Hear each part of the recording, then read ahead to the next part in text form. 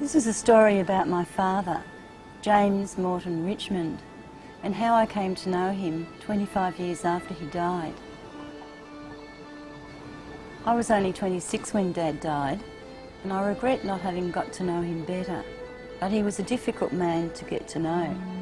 Like many men of those times, he believed he was the king of his castle, and he led a bachelor's life even when he was married, coming and going as he pleased, and ignoring my sister, my mother and I dare say the drinkers at the Northbridge pub saw more of their drinking mates than their own families, and that was certainly the case with Dad. As the pub was solely a male province in the 50s, my mother, sister and myself were not privy to the tall tales and true that did the rounds in the bar, from politics and the footy to domestics and Sheilas, secret men's business. Sometimes Dad would let us into his life, and he'd make us laugh about stories that came from the pub, like the one about Mrs. Jones, who had a black eye. It's her own stupid fault, he said. She forgot to duck. After that one, Mum swore us to secrecy about anything that happened in our house, for fear that it would get around the neighbourhood through the pub talk. Mum's philosophy was that we had to start each new day afresh and forget about what happened the day before. But there were still secrets. 3 years ago, one Tuesday evening, my partner Barry and I were watching Flashback on the ABC.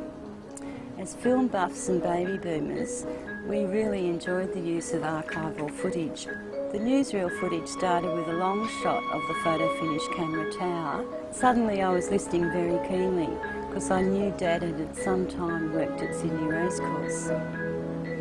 The scene changed to a young man in a developing room. He looked strangely familiar, and then it hit me. But I needed to confirm that it was really him. I looked for further evidence, and then I saw it. I leapt up and shouted, "That's my Dad!" I couldn't believe it. I was in a state of shock and looked for other things to see if I could identify him. Then I noticed all I needed to see was his hand. He's got the same crooked finger and thumb that I have, and then I knew that was him. I just couldn't believe it, and for the first time I caught a 30-second glimpse of my father at work as a young man 2 years before my birth. It was such a shock to see him there, and a life that I'd never known about, and I wanted to know. I emailed the ABC to see if I could get a copy somehow. Good old Auntie had already copied the segment, and the video arrived the next day. Dad's 15 seconds of fame was there on tape, and copies were made for family members. I was inspired to find out more about Dad. There were things I needed to know. Why had he left for Australia at such a young age? And what had happened between him and his father that he never ever spoke about him? And why was he so addicted to alcohol?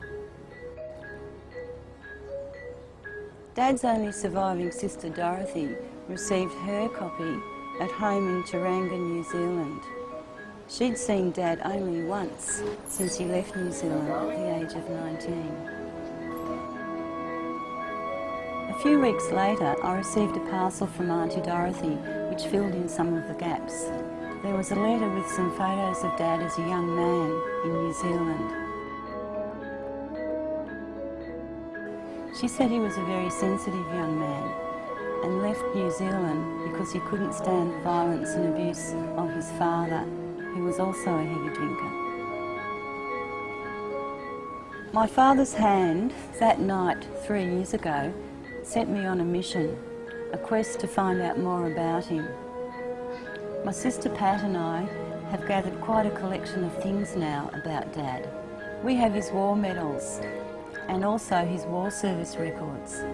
When they arrived, we were delighted to find copies of his school reports in there and also references from his employers. I didn't know he was so good at French, and his employers all spoke glowingly about him, of a talented and ambitious young man. Today, I still have some questions, but I found many answers. Dad was a very complicated man. He had a secret life apart from us. But I found out he was a problem solver and an inventor. And he was a very sensitive young man. He must have suffered terribly at the hands of his father.